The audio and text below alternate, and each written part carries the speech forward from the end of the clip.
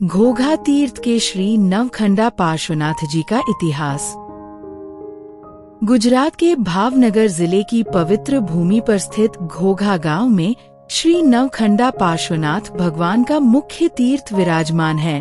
भावनगर से लगभग 21 किलोमीटर दूर स्थित ये तीर्थ श्रद्धा, भक्ति और चमत्कारिक इतिहास से समृद्ध है।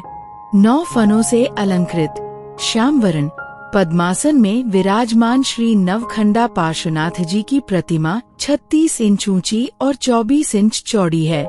श्री नवखंडा पार्श्वनाथ भगवान घोघा गांव में 3 शिखरों से शोभित जिनालय में मूल नायक रूप में विराजमान है। आज के घोघा तीर्थ का प्राचीन नाम गुंडीगढ़ था। खंभात की खाड़ी के किनारे बसा ये स्थान प्राचीन काल में अत्यंत प्रसिद्ध और समृद्ध बंदरगाह था।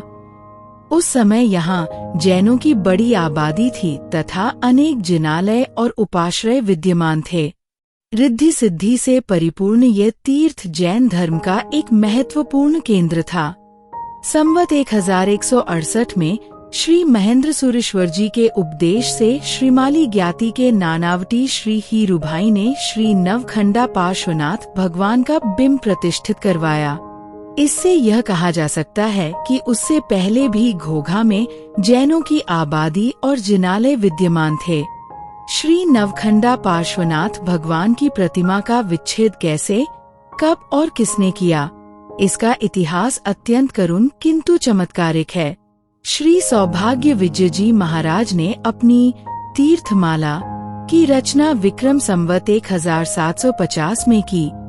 उसमें उन्होंने लिखा है कि विक्रम संवत 1499 में श्री नवखंडा पार्श्वनाथ भगवान तथा श्री आदेश्वर भगवान घोघा में विराजमान थे। इसके बाद की ये घटना है। उस समय वहाँ म्लेच्छों का अत्यधिक आतंक था। एक अवसर देखकर म्लेच्छ लोग श्री पार्श्वनाथ भगवान के देरासर में घुस आए और अमानवीय कृत्य करते हुए श्री पार्श्वनाथ भगवान की प्रतिमा को 9 खंडों में विच्छेदित कर दिया। इसके पश्चात उन 9 टुकड़ों को एक पोटली में बांधकर भावनगर के वड क्षेत्र में स्थित बापेसर के कुएं में डाल दिया गया। कुछ समय व्यतीत होने पर घोघा के एक पुण्यशाली श्रावक को स्वप्न आया।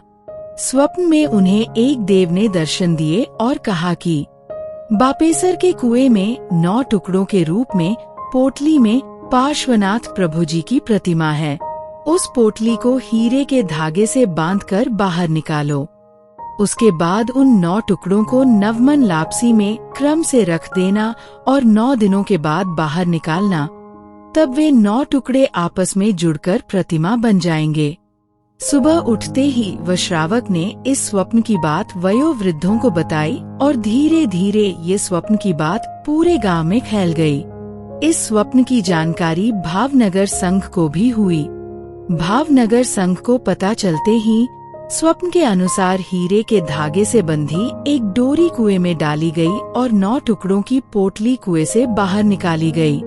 इसके बाद भावनगर संघ के लोगों ने उस प्रतिमा को भावनगर में भव्यता के साथ स्थापित करने की भावना व्यक्त की। तब घोघा संघ ने कहा कि यह स्वप्न घोघा संघ के श्रावक को आया था और देव ने हमें संकेत दिया था। इसलिए इस प्रतिमा जी की स्थापना घोघा गांव में ही होनी चाहिए।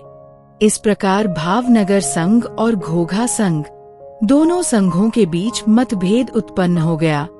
दोनों संघों ने अपने अपने विचार प्रस्तुत किए। इस विषय पर दोनों संघों के बीच बहुत विचार विमर्श हुआ, परंतु कोई निर्णय नहीं हो पा रहा था। अंत में दोनों संघों ने मिलकर यह निर्णय किया कि भगवान के 9 टुकड़ों को बिना बैलों के एक गाड़ी में रखा जाए और उस गाड़ी की धुरी प्राकृतिक रूप से जिस दिशा में मुड़े उसी दिशा में भगवान को ले जाकर वहां उनकी स्थापना की जाए। तय अनुसार बिना बैलों की गाड़ी मंगवाई गई और भगवान की प्रतिमा के 9 टुकड़ों वाली पोटली गाड़ी में रखी गई। अंततः घोघा गांव के पुण्योदय से गाड़ी की धुरी घोघा गांव की दिशा में मुड़ गई। इसलिए प्रतिमा को घोघा गांव में स्थापित करने का निर्णय किया गया। लोगों के हर्ष का पारावार नहीं रहा। भगवान को धूमधाम से घोघा लाने के लिए लोग उत्साहित हो उठे। लोगों ने श्री पार्श्व प्रभु की प्रतिमा का हर्षोल्लास से स्वागत किया। ढोल नगारे और आनंद उत्साह के साथ प्रतिमा को घोघा गांव लाया गया। इसके बाद श्रावक को आए स्वप्न के अनुसार श्री पार्श्वनाथ प्रभु की प्रतिमा के सब 9 टुकड़ों को नवमन लापसी में क्रम से रखा गया और उन्हें 9वें दिन बाहर निकालने का निर्णय किया गया। लोग इसे देखने के लिए अत्यंत उत्सुक थे। सभी लोग अब इस प्रतीक्षा में थे कि कब 9वां दिन आए और इस दिव्य चमत्कारिक प्रतिमा के दर्शन का सौभाग्य मिले। इसी प्रकार लोग उत्सुकता पूर्वक 9वें दिन की प्रतीक्षा कर रहे थे। उसी समय भरूच से पालिताना जाने के लिए एक संघ निकला था, जो घोघा गांव पहुंचा। संघ के लोगों को इस स्वप्न और प्रतिमा की जानकारी मिली। भरूच संघ ने श्री नवखंडा पार्श्वनाथ भगवान के दर्शन करने की इच्छा प्रकट की।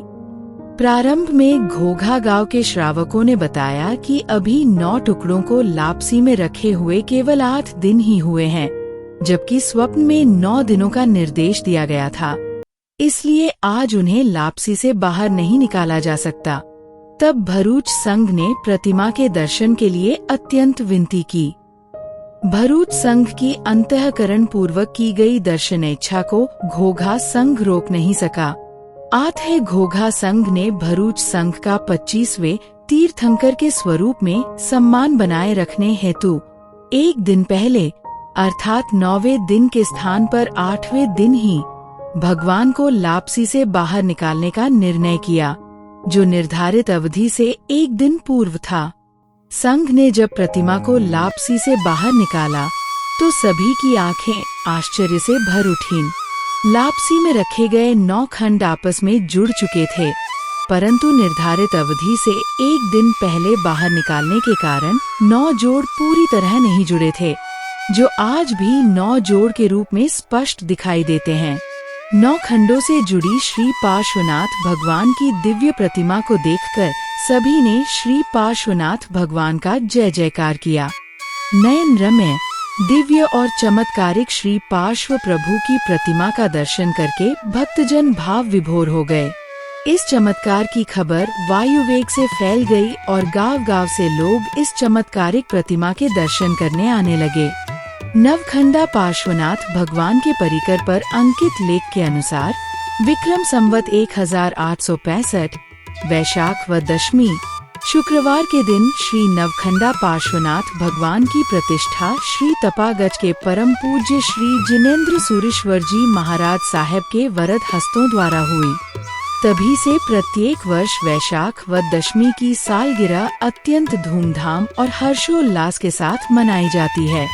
108 पार्श्वनाथों में श्री नवखंडा पार्श्वनाथ जी का विशेष महिमा गान किया गया है। दादा के प्रति श्रद्धा और भक्ति से आराधना करने वाले अनेक लोगों को इस प्रतिमा जी के दिव्य चमत्कारों के अनुभव हुए हैं। जैन धर्म के इतिहास में कई ऐसी प्रेरक कहानियां छिपी हुई हैं, जिनसे हमें त्याग, भक्ति और अहिंसा का अमूल्य संदेश मिलता है।